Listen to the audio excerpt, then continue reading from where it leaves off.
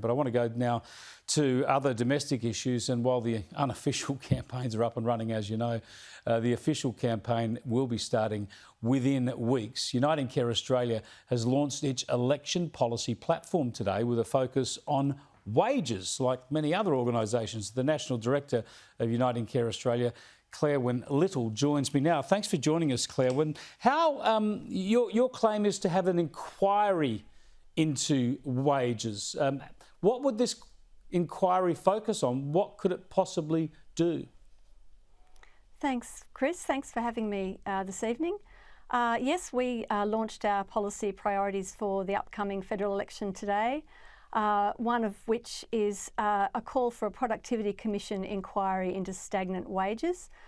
We want this to be an accelerated inquiry which will be done by Christmas to provide the policymakers with some pointers and some solutions for the stagnant wages that we've seen over the last 10 years really bite the people of this country. So we know that from our analysis, there's been only a 2.5% increase in wages per year, as opposed to 4.5% the decade before that. And so we believe this to be a structural issue, and we think that there needs to be attention, really serious attention paid to it in a considered way, and so that's why we're calling for a Productivity Commission inquiry. We've got such low unemployment at the moment. Won't we be expecting to see wages growth now? We do have good low unemployment at the moment, you're right, but that's only temporary, and we cannot rely on low unemployment figures alone to fix this issue that's been dogging the country for so long.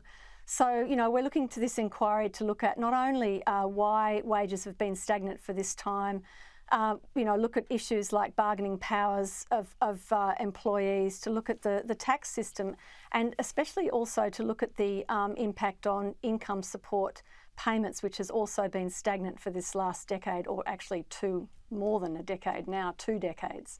So we're really thinking that this should give the policymakers some tools and some understandings that they can fix this for the long term. We don't want to be in another decade of 2.5% increase to wages, because it's just not sustainable, especially at the moment when we're seeing the cost of living rise. Now, you're talking about issues that are going to cost money, higher wages for aged care workers. We know we need to get higher staffing levels in aged care, so maybe that will help. Also, you want to see superannuation paid on top of paid parental leave. Who's going to pay for these additional costs? That's just going to stymie economic activity, isn't it? It's going to reduce the push to get more wages growth in the economy. Well, it's a good point, Chris, but really these are issues that have, again, just like our stagnant wages, these are issues that have needed attention for a very long time.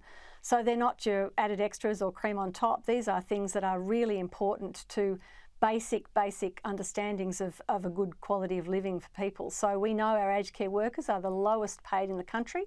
$21 an hour is not a lot for the work that they do. And so we are calling for whatever government comes in after May to stump up and make sure that they support the Fair Work Commission case, which is before the Fair Work Commission, which hopefully should be done by this year. So we're really so that's one thing. The aged care workers is it really is something that should have had an attention a long time ago.